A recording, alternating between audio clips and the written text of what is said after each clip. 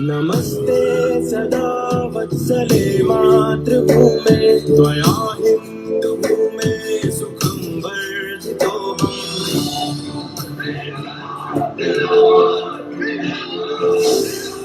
आजादी के आंदोलनों में राष्ट्रीय स्वयंसेवक संघ की महत्वपूर्ण भूमिका रही है।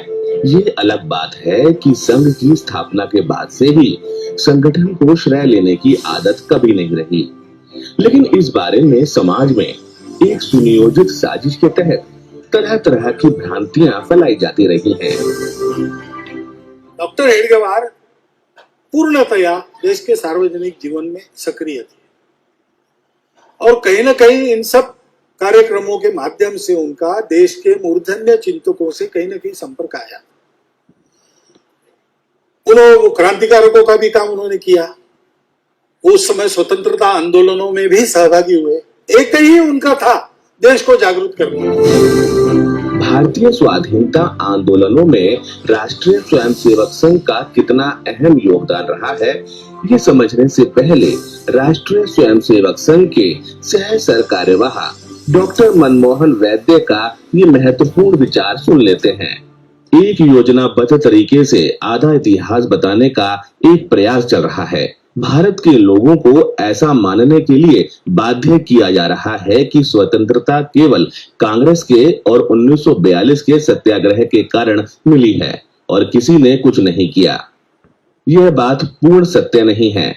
सारा श्रेय एक ही आंदोलन या पार्टी को देना यह इतिहास से खिलवाड़ है, अन्य सभी के प्रयासों का अपमान है। स्वाधीनता संग्राम में संघ के योगदान की बात करनी है तो राष्ट्रीय स्वयंसेवक संघ के आद्य सरसंघचालक डॉक्टर केशव बलिराम हेडगेवार से ही करनी पड़ेगी। रानी विक्टोरिया के राज्यारोहण के हीरक महोत्सव में स्कूल में बांटी गई मिठाई बालक केशव ने ना खाकर कूड़े में फेंक दी। यह था उनका अंग्रेजों के प्रति गुस्सा और आक्रोश। हम उनको जन्मजात देशभक्त कहते, क्योंकि बहुत छोटे थे, प्राइमरी स्कूल में थे, उस समय से ऐसा दिखता था।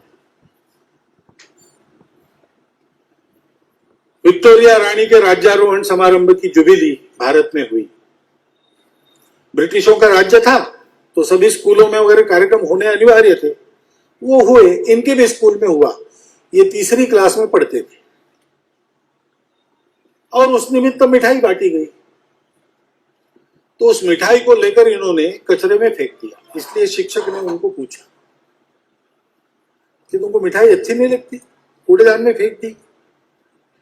तो इन्होंने उत्तर दिया कि हमारा अपना राज्य छीनकर हमको गुलाम बनाने वालों के राज्यारोहण समारोह की मिठाई हमारे लिए मिठाई कैसे हो सकती, और ये दिन हमारे लिए उत्सव का दिन कैसे हो सकता है?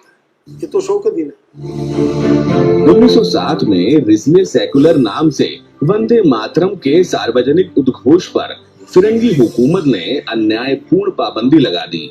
विरोध में केशव ने अपने नील सिटी विद्यालय में सरकारी निरीक्षक के सामने अपनी कक्षा के सभी विद्यार्थियों द्वारा वंदे मातरम उद्घोष करवा दिया।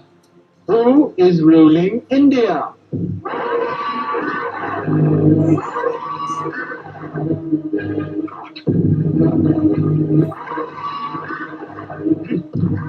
Enough, you know. Yes, sir. Who the devil is behind this blasphemy? But sir. If you don't know, find out. Show me the next classroom. इस उद्घोष के चलते उन्हें विद्यालय प्रशासन का रोष सहना पड़ा और सजा के नाते उन्हें विद्यालय से निष्कासित कर दिया गया। स्कूल इंस्पेक्शन के लिए इंस्पेक्टर जब आता था तो प्रत्येक क्लास में उसका स्वागत वंदे मातरम की घोषणा से होता। तो स्वाभाविक उस समय की सरकार बिफर गई। नागपुर के सारे स्कूल उन्होंने बंद कर दिए और खोज शुरू की, कौन है इसको करने वाले। उसमें केशव हेडगेवार थे, इसलिए उनको रस्टिकेट किया गया। डॉक्टरी पढ़ने के लिए मुंबई में सुविधा होने के बावजूद क्रांतिकारियों का केंद्र होने के नाते उन्होंने कोलकाता को पसंद किया। वहां वे क्रांतिकारियों की शीर्षस्थ संस्था अनुशीलन समिति के विश्वास पात्र सदस्य बन गए। पढ़ाई का तो बहाना था, मुख्य उद्देश्य था इनको भेजने का कि वहां पर देश भर के क्रांतिकारकों की कोऑर्डिनेशन कमेटी कलकत्ता में थी, अनुशीलन समिति उसको कहते हैं। उस अनुशीलन समिति से संपर्क में आकर ये और वापस छुट्टियों में आएंगे तब क्रांति कार्य सेंट्रल प्रोविंस एंड बेरार के इलाके में स्थापित करें, और दोनों काम डॉक्टर साहब ने बखूबी किए। 1916 में डॉक्टर बनकर वे नागपुर वापस आए। उस वक्त स्वतंत्रता आंदोलन के सभी बड़े नेता विवाहित और अपने परिवार में ही रमे हुए थे। सभी के पास परिवार चलाने के लिए जीविकोपार्जन का कोई ना कोई साधन जरूर था। इसके साथ साथ वे स्वतंत्रता आंदोलन में अपना बहुमूल्य योगदान दे रहे थे। डॉक्टर हेडगेवार भी ऐसा ही सोच सकते थे। घर की परिस्थिति भी ऐसी ही थी, लेकिन उन्होंने डॉक्टरी एवं विवाह नहीं करने का निर्णय लिया। उनके मन में देश को आजादी दिलाने की इतनी तीव्रता और दृढ़ प्रतिज्ञा थी कि उन्होंने अपने व्यक्तिगत जीवन और परिवार को लेकर कोई विचार नहीं किया। उन्होंने अपनी सारी शक्ति, समय, ऊर्जा और क्षमता राष्ट्र को समर्पित कर दिया। एक संकल्प इस सारे कालावधि में उन्होंने लिया कि इस जीवन में अपने को केवल देश के लिए जीना है और कुछ करना नहीं। कॉलेज की परीक्षा पास होते ही प्रिंसिपल ने उनको कहा कि तुम अगर जाना चाहते हो तो ब्रह्मदेश में, बर्मा में तुम्हारे लिए एक अच्छी नौकरी है, 3000 रुपए वार्षिक वेतन मिलेगा। तो डॉक्टर हेडगेवार ने कहा कि मैंने नौकरी नहीं करना ये तय किया है। वो वापस आ गए। डॉक्टर बना हुआ व्यक्ति उस जमाने में उस पूरे इलाके में 7500 से ज्यादा डॉक्टर नहीं थे। अगर प्रैक्टिस करते तो बहुत पैसा खींचते, लेकिन उनका तो तय था कमाना नहीं, देश के काम में पूरी तरह लग जाना। लेकिन डॉक्टर बनकर आए, इसलिए विवाह के भी प्रस्ताव आने लगे। तो उन्होंने अपने चाचा को पत्र लिखा। उनके गार्डियन वही थे, माता पिता तो थे नहीं। चाचा को पत्र लिखा कि मैंने इस जीवन में आजीवन ब्रह्मचर्य पालन करते हुए देश के लिए जीवन लगाने की प्रतिज्ञा की। इस तरह स्वाधीनता के लिए चलने वाले हर तरह के आंदोलनों से अपने आप को जोड़ दिया। नागपुर तिलकवादियों का गढ़ था। 1 अगस्त 1920 को लोकमान्य तिलक के देहावसान के कारण नागपुर के सभी तिलकवादियों में निराशा छा गई। बाद में महात्मा गांधी के नेतृत्व में कांग्रेस का स्वतंत्रता आंदोलन चला। साल 1921 में प्रांतीय कांग्रेस की बैठक हुई। इस बैठक में क्रांतिकारियों की निंदा करने वाला प्रस्ताव रखा गया, तो डॉक्टर हेडगेवार ने इसका जबरदस्त विरोध किया। परिणाम स्वरूप प्रस्ताव वापस लेना पड़ा। बैठक की अध्यक्षता लोकमान्य अणे ने की थी। उन्होंने लिखा, डॉक्टर हेडगेवार क्रांतिकारियों की निंदा एकदम पसंद नहीं करते थे। वो क्रांतिकारियों को ईमानदार देशभक्त मानते थे। उनका मानना था कि कोई उनके तरीकों से मतभिन्नता रख सकता है, परंतु उनकी देशभक्ति पर उंगली उठाना अपराध है। 1921 में महात्मा गांधी की अगुवाई में चले असहयोग आंदोलन में डॉक्टर हेडगेवार ने महत्वपूर्ण भूमिका अदा की। अंग्रेजों द्वारा तुर्किस्तान में खिलाफत को निरस्त करने से आहत मुस्लिम मन को अंग्रेजों के खिलाफ स्वतंत्रता आंदोलन के साथ जोड़ने के उद्देश्य से महात्मा गांधी ने खिलाफत का समर्थन किया। इस पर कांग्रेस के अनेक नेता और राष्ट्रवादी मुसलमानों को आपत्ति थी। इसलिए तिलकवादियों का गढ़ होने के कारण नागपुर में असहयोग आंदोलन बहुत प्रभावी नहीं रहा। लेकिन डॉक्टर हेडगेवार, डॉक्टर चोलकर, समीमुल्ला खान समेत कई देशभक्तों ने यह परिवेश बदल दिया। उन्होंने खिलाफत को राष्ट्रीय आंदोलन से जोड़ने पर आपत्ति होते हुए भी उसे सार्वजनिक नहीं किया। इसी आधार पर साम्राज्यवाद का विरोध करने के लिए उन्होंने तन मन धन से आंदोलन में हिस्सा लिया। व्यक्तिगत सामाजिक संबंधों से अलग हटकर उन्होंने तत्कालीन राष्ट्रीय परिस्थिति का विश्लेषण किया और आसपास के राजनीतिक माहौल को दबंग तिलकवादियों के दृष्टिकोण की चिंता नहीं की। देश को स्वाधीन कराने के लिए डॉक्टर हेडगेवार अन्य क्रांतिकारियों की तरह जेल जाने से भी पीछे नहीं हटे। हिंदुस्तान हिंदुस्तान के लोगों का ही है और हमें हिंदुस्तान में स्वराज्य चाहिए, स्वराज्य। क्या सरकार मेरे इस प्रश्न का उत्तर दे सकती है? एक देश के लोगों को जब दूसरे पर राज्य करने का अधिकार नहीं है तो फिर हिंदुस्तान के लोगों को अपने पैरों तरह रौंद कर उन पर राज्य करने का अधिकार अंग्रेजों को किसने दिया? उनके भाषणों के कारण पकड़ा गया, अरेस्ट हो गए, उन पर सेडिशन का आरोप लगा, राजद्रोह का आरोप लगा। किस कानून के तहत अंग्रेजों को भारतवर्ष पर राज्य करने का अधिकार मिलता है, वो कानून अगर कहीं है तो बताओ। मैं तो आपके इस अधिकार को ही नहीं मानता, आपके कानून को भी नहीं मानता, आपके न्याय को भी नहीं मानता। इसको अगर राजद्रोह समझकर और मुझे मेरे जैसे लोगों को पकड़कर जेल में डालने की बारी अंग्रेज सरकार पर आ रही है, तो अंग्रेज सरकार ने भी समझना चाहिए कि अपना बोरिया बिस्तर समेटकर इस देश से चले जाने का उनका समय निकट आ गया। तो जज ने उनको 1 वर्ष सश्रम कारावास की सजा देते समय कहा कि जिन भाषणों के कारण इन पर आरोप लगा है उससे ज्यादा ज्वालाग्राही भड़काऊ भाषण इनका बचाव का भाषण। डॉक्टर साहब पर चले राजद्रोह के मुकदमे में उन्हें 1 वर्ष का कारावास सहना पड़ा। वे 19 अगस्त 1921 से 11 जुलाई 1922 तक कारावास में रहे। जेल से बाहर आने के बाद 12 जुलाई को उनके सम्मान में नागपुर में एक सार्वजनिक सभा का आयोजन किया गया। समारोह में प्रांतीय नेताओं के साथ साथ कांग्रेस के अन्य राष्ट्रीय नेता हकीम अजमल खां, पंडित मोतीलाल नेहरू, राजगोपालाचारी, डॉक्टर अंसारी विट्ठल भाई पटेल समेत अनेक नेता डॉक्टर हेडगेवार का स्वागत करने के लिए मौजूद थे। जेल से छूटने के बाद उनकी एक अभिनंदन सभा हुई जिसकी अध्यक्षता मोतीलाल नेहरू कर रहे थे। उसमें भी उन्होंने भाषण किया, उसमें भी यही बात कही।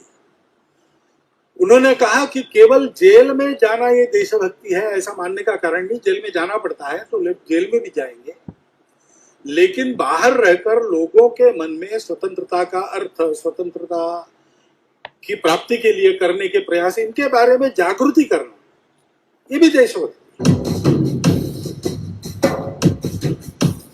1922 में 28 अप्रैल को पहला एकत्रीकरण उनको बुलाना था किसी को, उन्होंने डॉक्टर हेडगेवार को बुलाया वक्ता के नाम। तो डॉक्टर हेडगेवार ने वहां उनको कहा कि गांधी जी का मात्र स्मरण करने से काम नहीं चलेगा, उनके जीवन में जो पराकोटि का त्याग है और संपूर्ण निस्वार्थ भाव से देश समाज के लिए काम करने की जो ललक है उसका हमको अनुकरण करना पड़ेगा। वो सुभाष बाबू से मिले थे, वो सावरकर जी से मिले थे, क्रांतिकारकों से उनका तो संबंध था ही। राजगुरु जब भूमिगत हुए तो नागपुर में, विदर्भ में उनके रहने की व्यवस्था उन्होंने की थी।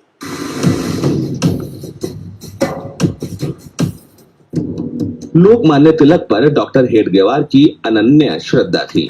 तिलक के नेतृत्व में नागपुर में कांग्रेस अधिवेशन की सारी व्यवस्थाओं की जिम्मेदारी डॉक्टर हर्डीकर और डॉक्टर हेडगेवार को दी गई थी और उसके लिए उन्होंने 1200 स्वयंसेवकों की भर्ती करवाई थी। उस समय डॉक्टर हेडगेवार कांग्रेस की नागपुर शहर इकाई के संयुक्त सचिव थे। इस अधिवेशन में कांग्रेस की प्रस्ताव समिति के सामने डॉक्टर हेडगेवार ने ऐसे प्रस्ताव का सुझाव रखा था कि कांग्रेस का उद्देश्य भारत को पूर्ण स्वतंत्र कर भारतीय गणतंत्र की स्थापना करना और विश्व को पूंजीवाद के चंगुल से मुक्त करना होना चाहिए। पूर्ण आजादी का उनका सुझाव कांग्रेस ने 9 बरस बाद 1929 के लाहौर अधिवेशन में स्वीकार कर लिया। लाहौर अधिवेशन जो कि 1929 के अंत में और 30 के 1 जनवरी हुआ था, उस अधिवेशन में यह स्वीकार किया गया और यह प्रस्ताव पारित किया गया पूर्ण स्वातंत्र्य का। उस बात को कांग्रेस को स्वीकार करने में 9 साल लग गए। पूर्ण स्वाधीनता का सुझाव माने जाने से आनंदित होकर डॉक्टर साहब ने संघ की सभी शाखाओं में 26 जनवरी 1930 को कांग्रेस का अभिनंदन करने की सूचना दी थी।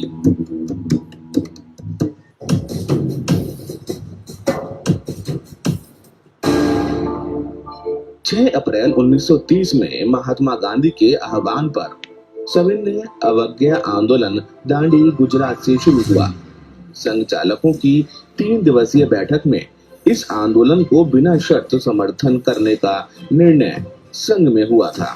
संघ की नीति के अनुसार डॉक्टर हेडगेवार ने व्यक्तिगत तौर पर अन्य स्वयंसेवकों के साथ इस सत्याग्रह में भाग लेने का निर्णय लिया और संघ कार्य चलता रहे, इसके लिए उन्होंने सरसंघचालक पद का दायित्व अपने पुराने मित्र डॉक्टर परांजपे को सौंप दिया। उन्होंने बाबा साहब आप्टे और बापूराव भेदी को शाखाओं के प्रवास की जिम्मेदारी दी। सविनय अवज्ञा आंदोलन में उनके साथ प्रारंभ में 21 जुलाई को 3-4 हजार लोग थे।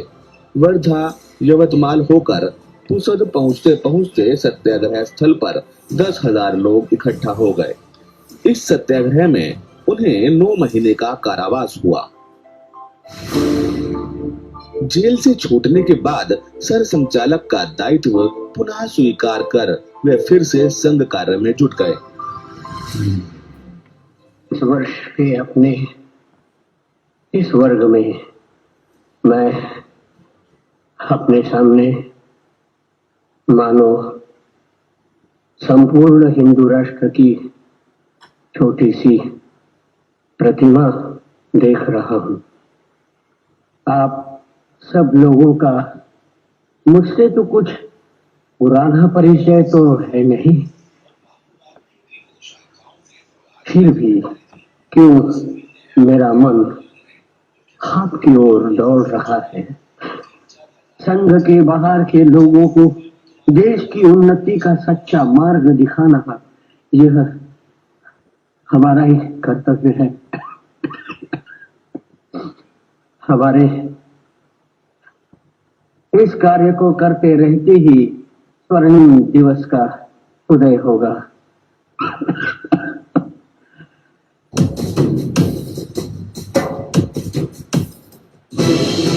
8 अगस्त 1942 को मुंबई के गोविया टैंक मैदान पर कांग्रेस अधिवेशन में महात्मा गांधी ने अंग्रेज भारत छोड़ो यह ऐतिहासिक घोषणा की। महाराष्ट्र के अमरावती, वर्धा और चंद्रपुर में विशेष आंदोलन हुए। यहाँ के आंदोलन का नेतृत्व कांग्रेस के उद्धवराव कोरेकर और संघ के अधिकारी दादा नाइक, बाबूराव बेगड़े, अण्णाजी सिरास ने किया। इस आंदोलन में अंग्रेजों की गोली मारने से बालाजी रायपुरकर का बलिदान हो गया। कांग्रेस और संघ स्वयंसेवकों ने मिलकर 1943 के चिमूर में भारत छोड़ो आंदोलन को एक गति प्रदान की। अंग्रेजों के खिलाफ हुए इस संघर्ष में 125 सत्याग्रहियों पर मुकदमा चला और बड़ी संख्या में स्वयंसेवकों को जेल की सजा भुगतनी पड़ी। देश में चले इस आंदोलन में स्थान स्थान पर संघ के वरिष्ठ कार्यकर्ता, प्रचारक स्वयं की प्रेरणा भारत छोड़ो आंदोलन का हिस्सा बन गए।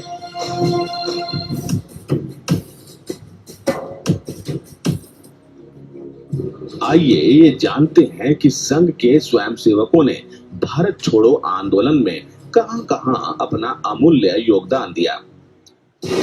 राजस्थान में प्रचारक जयदेव पाठक, जो बाद में विद्या भारती में सक्रिय रहे।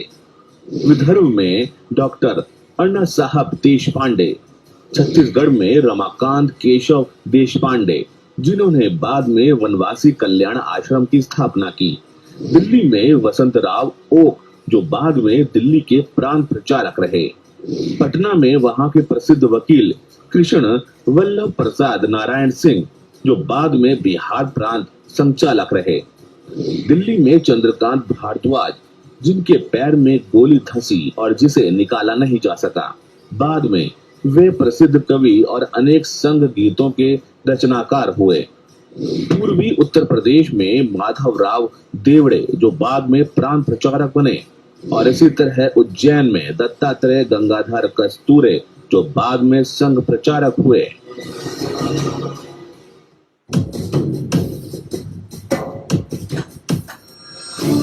अंग्रेजों के दमन के साथ साथ एक तरफ सत्याग्रह चल रहा था तो दूसरी तरफ अनेक आंदोलनकर्ता भूमिगत रहकर आंदोलन को गति और दिशा देने का कार्य कर रहे थे।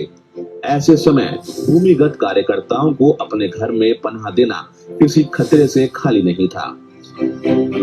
1942 के भारत आंदोलन के समय भूमिगत आंदोलनकर्ता अरुण आसफ अली दिल्ली के प्रांत संचालक लाला हंसराज गुप्त के घर रही थी और महाराष्ट्र में सतारा के उग्र आंदोलनकर्ता नाना पाटिल को भूमिगत स्थिति में औंध के संचालक पंडित सातवलेकर ने अपने घर में आश्रय दिया था। ऐसे तमाम और नाम हो सकते हैं। उस समय इन सारी बातों का रिकॉर्ड रख पाना संभव नहीं था। संघ के संबंध में कोट चरण बढ़ रहे थे कि और निरंतर कोट चरण बढ़ रहे थे कि और निरंतर केशव के आजीवन तप की अपवित्र धारा सात सहस ही नहीं करेगा इससे भारत धारा। यह नवगंगा तोड़ चली है बाधाओं की कारा। एक जन्म क्या यहाँ पूर्ण पशुबल ने सिर दे मारा। ऊपर नहीं को हृदयों में इसकी धार प्रबल है। इसे बांध रखने का पापी यत्न हुआ निष्फल है। दौड़ हिमालय चीर जटाए चली सिंधु की ओर। नगर ग्रामपुर जगत माती इसका और न छोड़। किसने ऐसा दूध पिया जो धोखे किसी पानी। यह जीवन का ज्वार चली भगाती प्रखर जवानी। युवक हार जाते हैं लेकिन यौवन कभी न हारा। एक निश की बात नहीं है जिन संघर्ष हमारा। बुद्धराज की आंखें जाती स्वप्न उनके जाते। कर जाते हैं घाव दाग पर सदा नित रह जाते। यह जनगंगा जन जीवन का कलुष बहाती। जो डूबा तो पार हो गया मुक्त लुटाती जाती। मुझ में जीवन और जीवों में ज्वाला सुलगाती। भक्त भद्र माँ के मंदिर को पुनः पवित्र बनाती। इसके सम्मुख सम्राटों के मस्तक न होने को। इसके तट पर राज्य बिगड़ने को बनने को। पुण्य पूर्वजों के पौरुष का यह फल है। पुण्य पूर्वजों के पौरुष का यह प्रतिफल है। सृष्टिकाल का स्नेह प्रलय का आतुर जल है। कोटि बिंदु बह रहे सिंधु का आगम रूप धर। कोटि चरण बन रहे थे। यह परंपरा का प्रवाह है कभी न खंडित होगा। यह परंपरा का प्रवाह है कभी न खंडित होगा। पुत्रों के बल पर ही माँ का मस्तक मंडित होगा। वह कपूत है जिसके रहते माँ की दीन दशा होती। इस तरह देश की आजादी के आंदोलनों में राष्ट्रीय स्वयंसेवक संघ आद्य सरसंचालक डॉक्टर केशवराव बलिराम हेडगेवार और बड़ी संख्या में स्वयंसेवकों का महत्वपूर्ण योगदान रहा है। नमस्ते सदा वत्सले मातृभूमे।